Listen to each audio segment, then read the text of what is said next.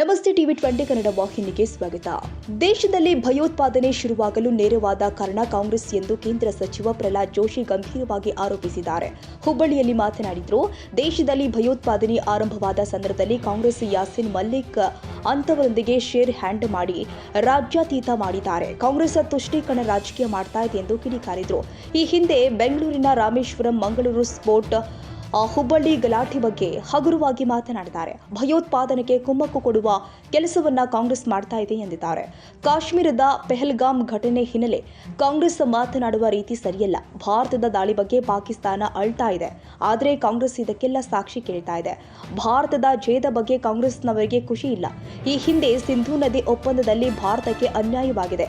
ಆದರೂ ಕೂಡ ಸಿಂಧೂ ನದಿಯ ನೀರು ಹೆಚ್ಚಾದಾಗ ನೀರು ಎಲ್ಲಿ ಇಟ್ಕೊಳ್ತೀರಿ, ಪಾಕಿಸ್ತಾನಕ್ಕೆ ನೀರು ಕೊಡಿ ಅಂತ ಕಾಂಗ್ರೆಸ್ನವರು ಹೇಳ್ತಾರೆ. ಇದರಿಂದ ಕಾಂಗ್ರೆಸ್ ತುಷ್ಟೀಕರಣ ನೀತಿ ಯಾವ ಮಟ್ಟಕ್ಕೆ ಇದೆ ಎಂಬುದು ಗೊತ್ತಾಗುತ್ತೆ ಎಂದಿದ್ದಾರೆ. ತುಷ್ಟೀಕರಣ ಪರಾಕಾಷ್ಠೆಗೆ ತಲುಪಿದೆ. ತುಷ್ಟೀಕರಣ ಮೂಲಭೂತವಾದಿ ಒಂದು ಭಯೋತ್ಪಾದನೆಗೆ ಕುಮ್ಮಕ್ಕು ಕೊಡ್ತದೆ. ಹಾಗಾಗಿ ಕಾಂಗ್ರೆಸ್ ಪಾರ್ಟಿಯ ನಿಲುವೇನು ಅನ್ನುವಂಥದ್ದನ್ನು ನಾನು ಪ್ರಶ್ನೆ ಮಾಡಲಿಕ್ಕೆ ಬಯಸ್ತೇನೆ.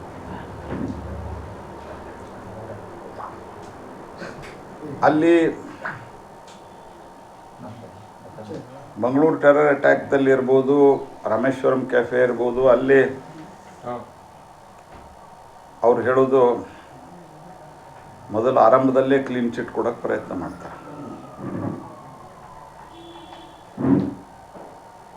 ಅದಾದ ನಂತರ ಹುಬ್ಬಳ್ಳಿಯಲ್ಲಿ ಇಷ್ಟೊಂದು ಗಂಭೀರ ಪ್ರಕರಣ ಇದ್ದಂಥದ್ದನ್ನು ವಿತ್ಡ್ರಾ ಮಾಡ್ತಾರೆ. ಹೈಕೋರ್ಟ್ ಕಪಾಳ ಮೋಕ್ಷ ಮಾಡ್ತದೆ. ಹಾಗಾಗಿ ಇಂಡೈರೆಕ್ಟಾಗಿ ಇದು ಒಂದು ರೀತಿಯಲ್ಲಿ ಭಯೋತ್ಪಾದನೆಗೆ ಕುಮ್ಮಕ್ಕು ಕೊಟ್ಟಂತೆ. ಕಾಂಗ್ರೆಸ್ಸು ದೇಶದ ಸುರಕ್ಷತೆ ಜೊತೆಗೆ ಇದೇ ಇಲ್ಲೋ ಕಾಂಗ್ರೆಸ್ ಸರ್ಕಾರ ಅನ್ನೋದು ಸ್ಪಷ್ಟಪಡಿಸಬೇಕು. They have to very clearly take a stand. ಇಷ್ಟೊಂದು ಗ್ಲೇರಿಂಗ್ ಇದರಲ್ಲಿ ಅವರು ವಿತ್ಡ್ರಾ ಮಾಡ್ತಾರೆ. PFIದವ್ರದ್ದು ವಿತ್ಡ್ರಾ ಮಾಡ್ತಾರೆ. ಆ ನಂತರ ಮಂಗಳೂರು ಬಗ್ಗೆ ಬಾಯಿ ಬಂದಂಗೆ ಮಾತಾಡ್ತಾರೆ.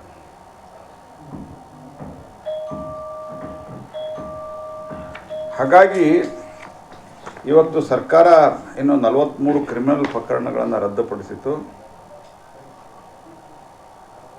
ಸಂಪೂರ್ಣವಾಗಿ ಇದರಲ್ಲಿ ಸರ್ಕಾರ ಬೆತ್ತಲಾಗಿದೆ. ಈ ರೀತಿಯಾದಂತಹ ಒಂದು ತುಷ್ಟೀಕರಣ ಇದು ದೇಶದ ಸುರಕ್ಷತೆ ಕೂಡ ಒಂದು ದಿವಸ ಧಕ್ಕೆ ಬರ್ತದೆ. ರಾಜ್ಯದ ಸುರಕ್ಷತೆಗೂ ಧಕ್ಕೆ ಬರ್ತದೆ. ಯಾಕಂದ್ರೆ they feel it is A safe place. ಏನು ಮಾಡಕ್ಕೆ ಹೊರಟಿದ್ದಾರೆ ಕಾಂಗ್ರೆಸ್ ಪಾರ್ಟಿಯವರು? ಮತ್ತು ಇವ್ರದ್ದು ಇತಿಹಾಸನೂ ಹಂಗೆ ಇದೆ. ಕೇಸರಿ ಟೆರರಿಸ್ಟ್ ಅಂತ ಹೇಳಿದವರು ಇವರೇ.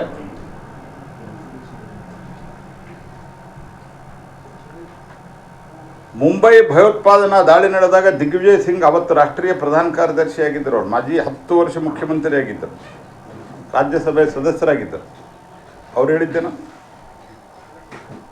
ಇದು RSS ಅವ್ರು ಮಾಡಿದ್ದು ಅಂತ ಹೇಳಿದ್ದರು. ಅಂದರೆ ಪಾಕಿಸ್ತಾನ ಕ್ಲೀನ್ ಚಿಟ್ ಹೊಡಕ್ಕೆ ಕೊಟ್ರಿ ನೀವು. ಇಲ್ಲಿಯೂ ಕೂಡ ಚಾರ್ಜ್ ಶೀಟ್ನಲ್ಲಿ ಇಷ್ಟೊಂದು ಗಂಭೀರವಾದಂತಹ ಪ್ರಕರಣ ಇದ್ದಾಗ ಮತ್ತು ನಮಗೇನು ಹೇಳ್ತಾರೆ, ಇವರಿಗೆ ತುಷ್ಟೀಕರಣ ಪಾಕಿಸ್ತಾನ ಮತ್ತು ಮುಸಲ್ಮಾನರಲ್ಲಿಲ್ಲ. ಅಂದರೆ BJP ನಾವು ಮುಸಲ್ಮಾನರಿಗೆ ಎಲ್ಲ ಮುಸಲ್ಮಾನರಿಗೆ ನಾವು ವಿರೋಧವನ್ನು ಮಾಡಿಲ್ಲ. ಯಾರು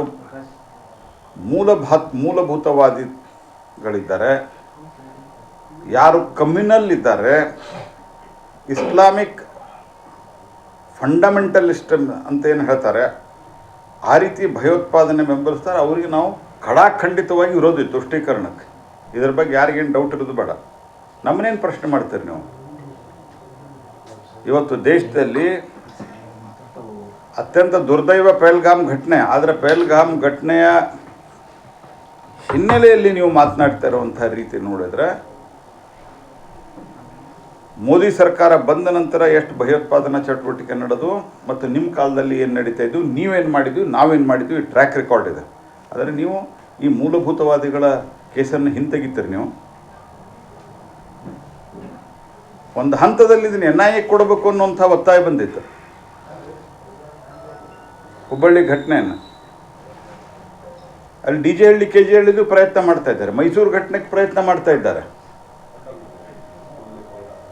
ಇದರ ಮಧ್ಯೆ ಮಂಗಳೂರಿನಲ್ಲಿ ಅವ್ಯಾಹತವಾಗಿ ಕೊಲೆಗಳು ನಡೀತಾವೆ. ಹಾಗಾಗಿ ಆ ಯಾಸಿನ್ ಮಲ್ಲಿಕ್ನ ಜೊತೆಗೆ ಶೇಕ್ ಹ್ಯಾಂಡ್ ಮಾಡೋದು, ಇಲ್ಲಿ ಸಮಾಜದಲ್ಲಿ ಅಶಾಂತಿಯನ್ನು ಹುಟ್ಟಿಸಿ ಮೂಲಭೂತವಾದವನ್ನು ಬೆಳೆಸ್ತಾ ಇರುವಂಥ ಇಸ್ಲಾಮಿಕ್ ಫಂಡಮೆಂಟಲಿಸಮ್ ಬೆಳೆಸ್ತಾ ಇರುವಂಥವ್ರನ್ನ ಕೇಸನ್ನು ವಿತ್ಡ್ರಾ ಮಾಡೋದು, ಇದು ಕಾಂಗ್ರೆಸ್ಸಿನ ನೀತಿಯಾಗಿದೆ. ಇದರಿಂದ ದೇಶಕ್ಕೆ, ರಾಜ್ಯಕ್ಕೆ ಒಳ್ಳೆಯದಾಗೋದಿಲ್ಲ.